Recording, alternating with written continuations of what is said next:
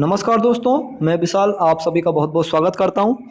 तो साथियों देखिए, आज हम देखने वाले हैं ऊर्जा के स्रोत का भाग देखेंगे हम सेकंड नंबर का। ठीक है, इससे पहले हम भाग एक देख चुके हैं, ऊर्जा के स्रोत ये देखे उसमें भी हमने।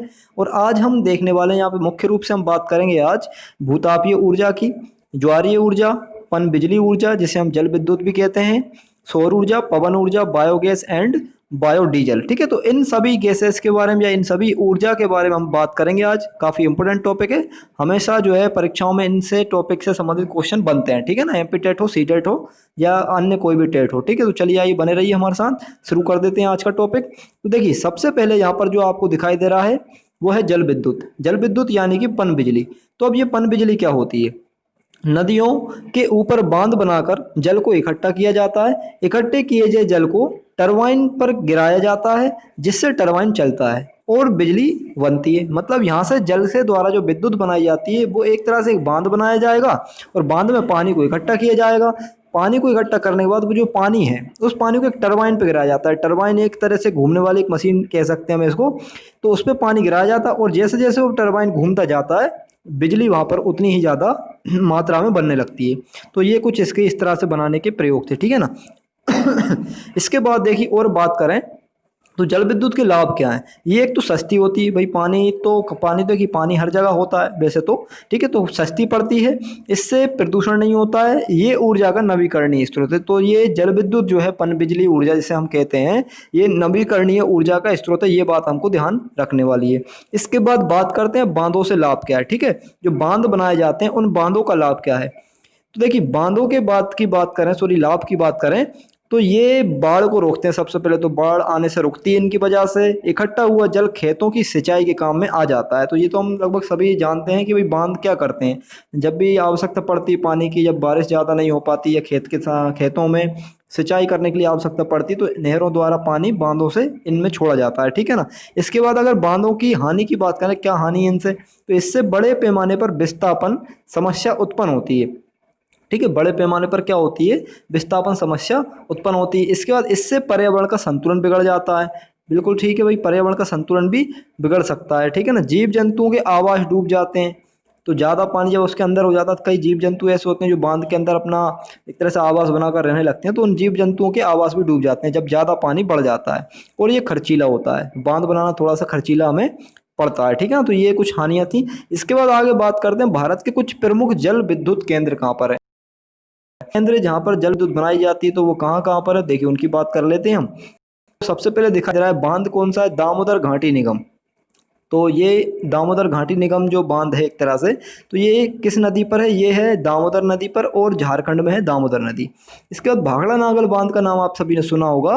तो ये हिमाचल प्रदेश में पाया जाता है। ये भाखड़ा नागल बांध सतलज नदी पर बना हुआ है। ठीक है ना। इसके बाद रिहंद नाम का एक बांध है, ये रिहंद में ही पाया जाता है, रिहंद नाम की जगह है और उत्तर प्रदेश में ये है। ठीक है ना। इसके बाद हीराकुंड बांध आपने सुना होगा। हीराकुंड बांध विश्व का सबसे लंबा जो है ये बांध है, विश्व का सबसे लंबा बांध है हीराकुंड बांध। ये महानदी पर पाया जाता है, यानी कि ओडिशा की जो महानदी है उस पर ये पाया जाता है। इसके बाद आगे बात करें तो नागार्जुन जो बांध है, तो नागार्जुन बांध ये पाया जाता है कृष्णा नदी पर। ठीक है ना, आंध्र प्रदेश में है कृष्णा नदी, तो नागार्जुन बांध वहाँ पे बना हुआ है। तो यहाँ ये सभी हम जो पढ़ रहे हैं ये सभी क्या है, जल विद्युत हैं। ठीक है ना, यहाँ जल विद्युत केंद्र है जहाँ पर जल से विद्युत बनाई जाती है। इसके बाद बल लिहार भी एक क्या है, बग लिहार भी एक बांध है जो कि चिनाब नदी पर बना हुआ है। जम्मू एंड कश्मीर पर पाई जाती है चिनाब नदी। सरदार सरोवर बांध ये नर्मदा नदी पर बना हुआ है, मध्य प्रदेश की है। टिहरी बांध है एक जो कि भागीरथी और बिलांगना नदी पर बना हुआ है, उत्तराखंड में पाई जाती है भागीरथी और बिलांगना। ठीक है, तो दोस्तों अब इसके बाद हम आगे बात कर लेते हैं सौर ऊर्जा की। तो देखिए, सौर ऊर्जा की बात करें तो सौर ऊर्जा में ये आपको दिखाई दे रहा है सौर ऊर्जा क्या है। तो सूर्य से ऊष्मा और प्रकाश से हमें सौर ऊर्जा प्राप्त होती है। सौर ऊर्जा को सौर सेलों द्वारा विद्युत ऊर्जा में बदला जा सकता है। जो सौर ऊर्जा होती है इसको हम सौर के द्वारा सेल बनाए जाते हैं, उन सेलों द्वारा हम इसको विद्युत ऊर्जा में भी कन्वर्ट कर सकते हैं, यानी बदल सकते हैं। सौर सेल सिलिकॉन और गैलियम के बने होते हैं। सौर जो सेल होते हैं वो किसके बने होते हैं, सिलिकॉन और गैलियम के धातु के बने होते हैं। ठीक है ना। इसके बाद आगे बात करें तो ये उष्णकटिबंधीय देशों, काफ़ी इंपोर्टेंट टॉपिक हैं दोस्तों ये, तो इनको कुछ बातें ऐसी रहती हैं जो हमें काफ़ी ज़्यादा ध्यान रखने वाली हैं। एक तो क्या कि ऊर्जा जो स्रोत हम पढ़ रहे हैं वो किस टाइप का है, नवीकरणीय वो है ना, या अनवीकरणीय, वो हमें ध्यान रखने वाली बात है। और इसके जो केंद्र हैं वो कहाँ कहाँ पर है, तो ये बात ध्यान रखने वाली है। ये उष्णकटिबंधीय देशों के लिए अत्यंत उपयोगी है, क्योंकि इन देशों में सौर ऊर्जा प्रचुर मात्रा में उपलब्ध होती है। देखिए उष्णकटिबंधीय देशों में ये सौर ऊर्जा काफ़ी ज़्यादा मात्रा में उपयोगी होती है, ठीक, क्योंकि वहाँ पर गर्मी ज़्यादा रहती है, सूर्य की किरणें ज़्यादा पड़ती हैं। अब सौर ऊर्जा के उपयोग क्या हैं, तो इसका उपयोग खाना बनाने में यानी सोलर कुकर के रूप में किया जाता है, ठीक है ना। खाना बनाने के लिए सोलर कुकर का प्रयोग कर सकते हैं। पानी गर्म करने में भी कर सकते हैं सौर वाटर हीटर द्वारा, प्रकाश उत्पन्न करने में और बिजली बनाने में भी इसका प्रयोग हो जाता है, ठीक। इसके बाद सौर ऊर्जा के लाभ हम देख लेते हैं। तो लाभ क्या है इसके, पहली बात तो कि ये नवीकरणीय ऊर्जा स्रोत, नवीकरणीय ऊर्जा स्रोत मतलब नया नया, हम ऐसा कह सकते हैं, नवीन जो ऊर्जा स्रोत बनाए गए हैं, ठीक है ना, तो ये नवीन है सभी और कभी खत्म नहीं हो सकते। तो ये नवीकरणीय ऊर्जा स्रोत है जो कभी समाप्त नहीं होगा, ठीक है, समाप्त है, ठीक, सौर ऊर्जा। इसके बाद ये प्रदूषण नहीं करता है, ये लगभग पूरे वर्ष हमें मिलता रहता है। सौर ऊर्जा से हानि क्या है, अब तो ये केवल दिन में उपलब्ध होता है। हानि ये है कि भाई ये केवल दिन में उपलब्ध होगा, आप रात में इससे ऊर्जा प्राप्त नहीं कर पाएंगे। वर्षा और शीत ऋतु में इसकी उपलब्धता कम हो जाती है। वर्षा ऋतु या शीत ऋतु यानी सर्दी ऋतु जो होती है, सर्दी यहाँ पर पड़ती है, तो उस समय ये सौर ऊर्जा की उपलब्धता क्या हो जाएगी, कम हो जाएगी। ये काफ़ी ज़्यादा खर्चीला हो जाता है, ठीक है ना, काफ़ी खर्चीला होता है इसमें सौर ऊर्जा, सोलर कुकर वगैरह तैयार करना, तो उसमें थोड़ा बहुत खर्च यहाँ पर देखने को मिलता है। भारत में वर्ष 2011 में जवाहरलाल नेहरू राष्ट्रीय सोलर मिशन की शुरुआत हुई थी। तो जो सोलर मिशन बनाया गया था वो 2011 में पंडित जवाहरलाल नेहरू द्वारा शुरू किया गया था, राष्ट्रीय सोलर मिशन। ये हमें ध्यान रखने वाली बात है, अच्छा पॉइंट है ये, ठीक है ना। इसके बाद हम देख लेते हैं इसमें आगे, तो आगे है सूर्य की नाभिकीय, सूर्य में जो है नाभिकीय संलयन के कारण ऊर्जा पैदा होती है। सूर्य में मौजूद हाइड्रोजन का संलयन हीलियम में होता है। तो देखिए सूर्य बना हुआ है वो किस तरह से बना है, इसकी प्रक्रिया इस तरह की कि इसमें जैसे हाइड्रोजन के 4 अणु जो है इस तरह से आपस में मिले, और मिलने से इन्होंने क्या बनाया, इन्होंने बना दिया हीलियम, ठीक है ना, He यानी कि हीलियम बनाया, जो कि एक तरह से ऊर्जा का स्रोत जिससे बना गया, ठीक है, ऊर्जा जिससे उपयोगी यानी कि वो बाहर निकली, उत्पत्ति हुई ऊर्जा की। तो ये नाभिकीय संलयन कहलाता है जिसके द्वारा ऊर्जा पैदा हुई, ठीक है ना। इसके बाद आगे बात करें पवन ऊर्जा की, तो देखिए पवन ऊर्जा में इसी को हम वायु ऊर्जा भी कह सकते हैं। तो पवन ऊर्जा का उपयोग प्राचीन समय से हो रहा है। पहली बात तो प्राचीन समय में पानी के जहाज पवन ऊर्जा का उपयोग करते थे, ठीक है ना। पवन की गतिज ऊर्जा यानी गति के कारण जो ऊर्जा उत्पन्न होती है उसे गतिज ऊर्जा कहा जाता है। तो ये पवन ऊर्जा कहलाती है, गतिज ऊर्जा पवन की, ठीक है ना। इसे पवन चक्की द्वारा प्राप्त किया जा सकता है। तो पवन चक्की जैसे कि आप सभी ने देखी होंगी, पवन चक्की इस तरह से जो है बनी होती हैं, ठीक है ना।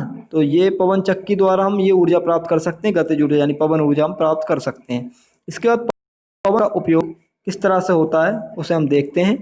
तो देखिए लोगों को दूसरी जगह ले जाने के लिए भी हम इसका प्रयोग कर सकते हैं। जहाज़ों में ये पवन चक्कियाँ एक तरह से लगाई जाती हैं जिससे ऊर्जा उत्पन्न होती है। विद्युत उत्पादन में इसका प्रयोग कर सकते हैं। भूमिगत जल को ऊपर लाने में भी हम इसका प्रयोग कर सकते हैं। अनाजों को पीसने के लिए भी इसका प्रयोग कर सकते हैं, यानी चक्की के रूप में भी काम करती है अनाज को पीसने में, तो भूमि से जल को ऊपर खींचने में भी इसका काम आता है, ठीक है ना। ये मतलब उपयोगी है। इसके बाद इसके लाभ अगर हम देखें, पवन ऊर्जा से लाभ क्या होता है, तो पवन ऊर्जा से लाभ है कि ये सभी जगह उपलब्ध है और ये नवीकरणीय ऊर्जा स्रोत है, सभी जगह मिलेगी पवन, यानी कि वायु हमें जो है सभी जगह देखने को मिलेगी, ठीक है ना। इससे प्रदूषण नहीं होता है, पहली चीज़ तो ये है। अब इसके बाद यहाँ पे हम आगे बढ़े, पवन ऊर्जा से हानि क्या हो जाती है। तो हानि भी देखिए, जिस चीज़ से लाभ होता है उससे कोई ना कोई हानि भी अवश्य होती है। अब ये महंगा पड़ता है, पवन ऊर्जा संयंत्र जो बनाएंगे वो काफ़ी महंगा हमें पड़ जाएगा। पक्षियों के लिए हानिकारक है, ठीक है, पक्षियों के लिए क्या है, ये हानिकारक है। और आगे बात करें तो इसमें पक्षियों के लिए तो ये हानिकारक है ही, क्योंकि भाई इसमें बीच में पक्षी भी आके इसमें जो है उलझ जाते हैं या कट जाते हैं।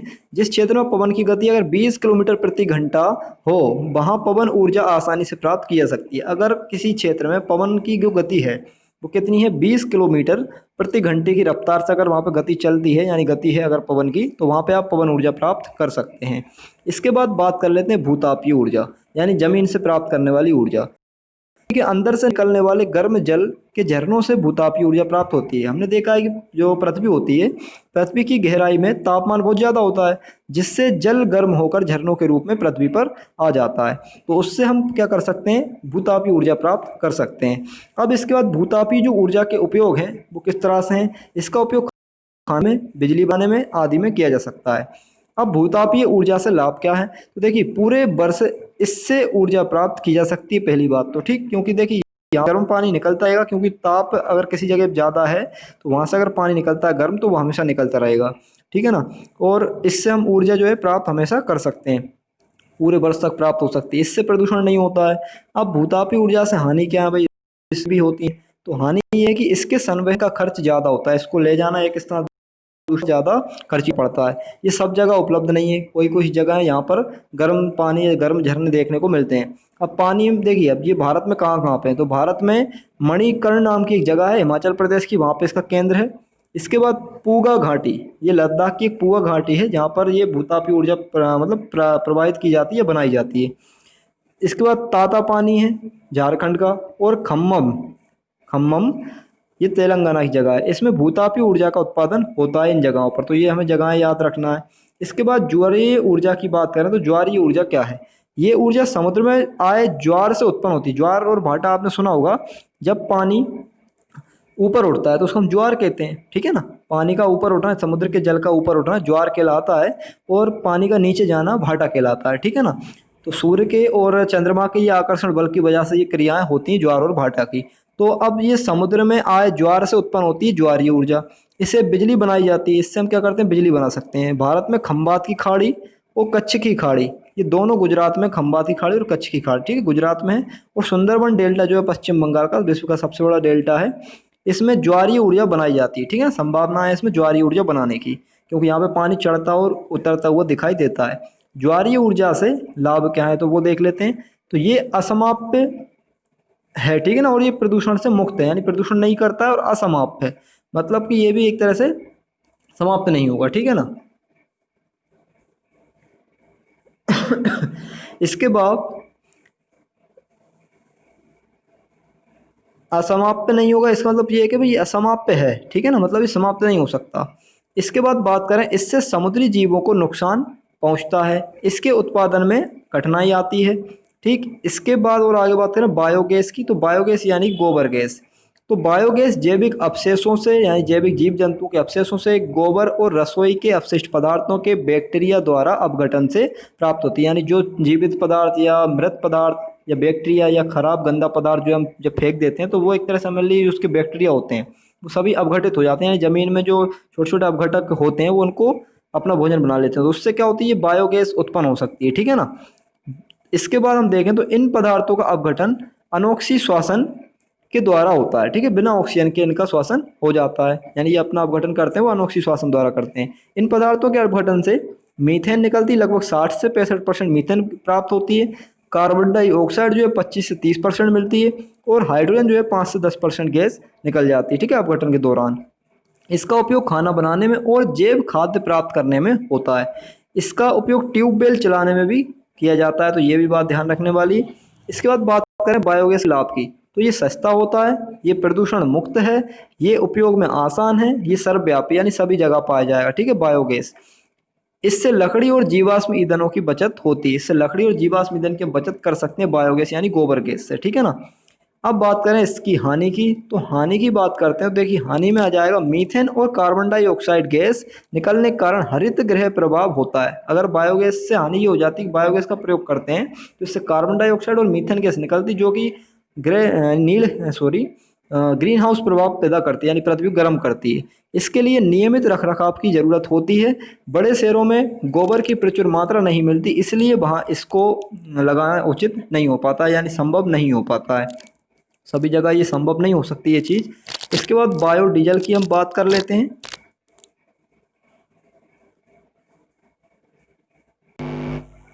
तो देखिए बायोडीजल जो है वो किस तरह का होता है वो हम देख लेते हैं। इसे जट्रोफा, रतनजोत या कारकास या पोंगोमिया, ठीक है ना, तो इस तरह के पौधों के बीजों से प्राप्त किया जाता है। यानी बायोडीजल जो है वो एक तरह डीजल तो है लेकिन खनिज पदार्थ नहीं, पौधों से प्राप्त करेंगे हम इसको, इसलिए बायोडीजल है। अब काकीनाडा आंध्र प्रदेश में देश का पहला बायोडीजल संयंत्र लगाया गया है, तो ये बात आप ध्यान रखना, ये काफी इंपॉर्टेंट है कि आंध्र प्रदेश का काकीनाडा एक जगह है या शहर है, तो वहां पर बायो संयंत्र सबसे पहले लगाया गया है बायोडीजल निकालने के लिए, ठीक है ना। इसके बाद आगे बात करें नाभिकीय ऊर्जा या फिर परमाणु ऊर्जा, तो ये क्या होती है उससे हम देख लेते हैं। तो नाभिकीय ऊर्जा या परमाणु ऊर्जा इसे नाभिकीय रिएक्टरों में यूरेनियम और थोरियम धातुओं के नाभिकीय विखंडन द्वारा प्राप्त किया जाता है। यहाँ भी यूरेनियम और थोरियम ये दो धातुओं के नाभिकीय विखंडन से, ठीक है ना, यानी कि इनके जटिल पदार्थों को सरल पदार्थों में तोड़कर, ठीक है ना, तो तब ये जाके हम ये नाभ की ऊर्जा प्राप्त कर पाते हैं। इससे अत्यधिक मात्रा में बिजली उत्पादन किया जा सकता है, ज़्यादा मात्रा में बिजली उत्पादन कर सकते हैं, क्योंकि नाभ की ऊर्जा काफ़ी ज़्यादा एक विशाल या खतरनाक ऊर्जा हम कह सकते हैं, ठीक है ना, ज़्यादा मात्रा में ऊर्जा इससे बनती है। ये बहुत खर्चीली होती है और इससे प्रदूषण पैदा होता है, प्रदूषण भी इससे ज़्यादा मात्रा में फैलता है।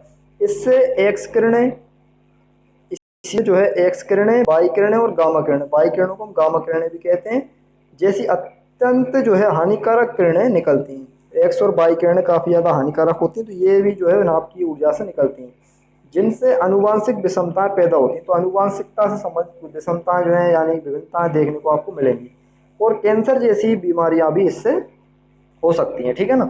अब 1986 में यूक्रेन में तात्कालिक सोवियत संघ, तो सोवियत संघ की बात हो रही है यानी रूस की, उस समय जब रूस में वो यूक्रेन था, वहाँ को 1946 में चेरनोबिल में नाभ की दुर्घटना हुई थी। चेरनोबिल नाम की जगह थी यूक्रेन की, उसमें ये नाभ की दुर्घटना हो गई थी, ठीक है ना, 1986 में।